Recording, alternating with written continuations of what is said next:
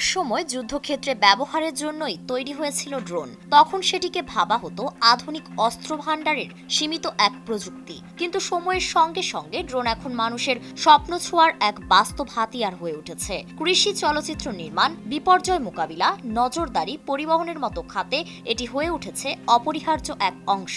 আর এই প্রযুক্তির ডানা ছড়িয়ে এখন আন্তর্জাতিক মঞ্চে জায়গা করে নিচ্ছেন বাংলাদেশি তরুণ প্রযুক্তিপ্রেমীরা।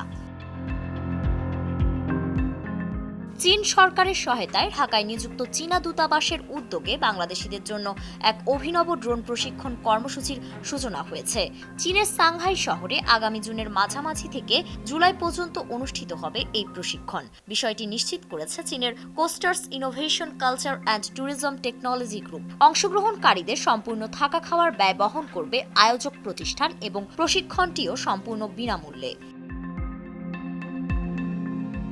এর আগে চলতি বছরের 14 এপ্রিল বাংলাদেশের জাতীয় সংসদে এক ব্যতিক্রমধর্মী ড্রোন প্রদর্শনী অনুষ্ঠানে চীনা প্রযুক্তি দল তাদের আধুনিক ড্রোন প্রদর্শন করে। চীন বাংলাদেশ কূটনৈতিক সম্পর্কের 50 বছর পূর্তি উপলক্ষে আয়োজিত ওই প্রদর্শনী ছিল দুই দেশের প্রযুক্তি ও সংস্কৃতির সেতুবন্ধনের এক অনন্য নজির। সেই ধারাবাহিকতায় এবার বাংলাদেশের তরুণদের জন্য আন্তর্জাতিক মানের প্রশিক্ষণের দুয়ার খুলে দিয়েছে দেশটি।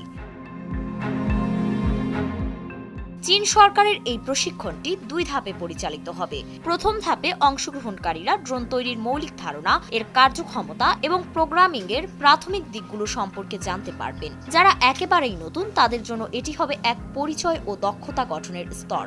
দ্বিতীয় ধাপে অংশগ্রহণকারীরা উন্নত প্রোগ্রামিং কৌশল, কোস্টার্সের মালিকানাধীন ড্রোন মডেলগুলোর জন্য বিশেষ কোডিং এবং কাস্টমাইজড কন্ট্রোল সিস্টেম নিয়ে হাতে কলমে কাজ করার সুযোগ পাবেন। এই কোর্স পরিচালিত হবে ইংরেজি ভাষায় এবং প্রতিটি ধাপের সময়সীমা নির্ভর করবে অংশগ্রহণকারীর পূর্ব দক্ষতার উপর। চীনা দূতাবাস একে শুধু একটি প্রযুক্তিগত প্রকল্প হিসেবেই দেখছে না, বরং দুই দেশের বন্ধুত্বের এক নতুন অধ্যায় হিসেবে মূল্যায়ন করছে।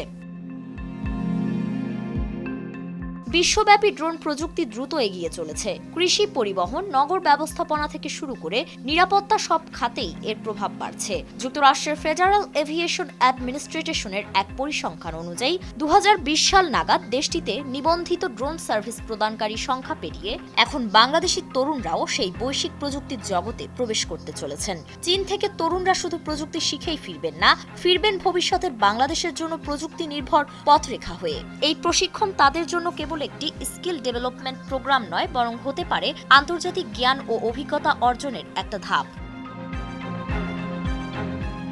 ফারিন রহমান প্রীতি, নয়া দিগন্ত।